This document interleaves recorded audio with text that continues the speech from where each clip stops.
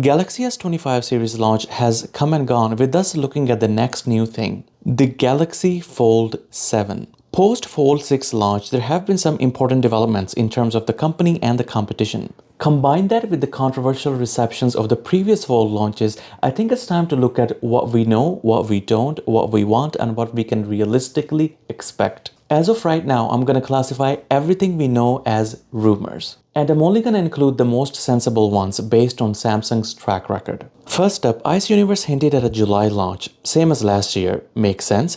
Design-wise, early renders suggest a slightly thinner profile and about half an inch wider outer screen, which will be slightly better. Slightly improved hinge and improved water and dust resistance. In terms of the camera, the main sensor might get an upgrade from 50 megapixel to 200 megapixel, and the 4 megapixel under the display camera could also get an update. If the past is anything to go by, the chip is gonna be the same as S25 Ultra. The battery is speculated to stay at the same capacity of 4400 mAh.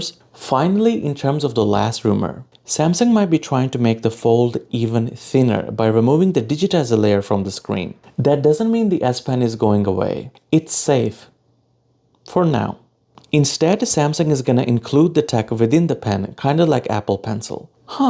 Do you guys notice anything weird? If you remember late last year, Samsung launched the Galaxy Fold 6 Special Edition. As of right now, the Fold 7 looks exactly the same as Fold 6 Special Edition aside from the chipset and the hinge improvements. So Samsung already launched Fold 7 last year, but only in Korea and China. Now, what do we want out of a foldable? Recently, Oppo launched their new foldable, the Oppo Find N5. Comparing that to Fold 6 Special Edition, it's 0.7mm thinner unfolded, 1.7mm thinner when folded, 7 grams lighter, 0.12 inches bigger outer screen, 0.12 inches bigger inner screen, visibly no crease, 1200 mAh greater battery, and 55 watt-hour faster charging than the Fold 6 Special Edition. It has an inferior main sensor of 50 megapixel and an inferior rating of IPX8X9 water resistant rating and no stylus support. Honestly, if it came with Samsung's One UI software, I'd upgrade to it in a heartbeat. This is what we want from the Fold 7, but I'm very certain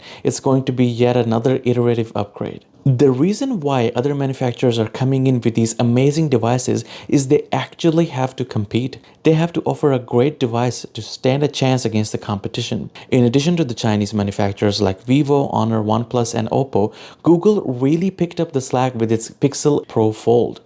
If you want to see what we should expect from a generational leap, look at the jump from Pixel Fold to Pixel 8 Pro Fold. This is where the tides might be starting to turn. Competition is starting to grow. As this wasn't enough, we got a report last year that Samsung's vice president was furious with the company for copying designs, and another report where Samsung apologized for not innovating enough. You can know more about them here. I really don't want them to launch Fold 6 Special Edition, slap a new chipset on it and call it Fold 7. But there's a high chance that it could happen. We were really hopeful when Samsung apologized, but at this point, we need more than an apology. We need action. I do hope they can get back to their roots, make the AI stuff a nice to have rather than the main selling point, and care about their consumers.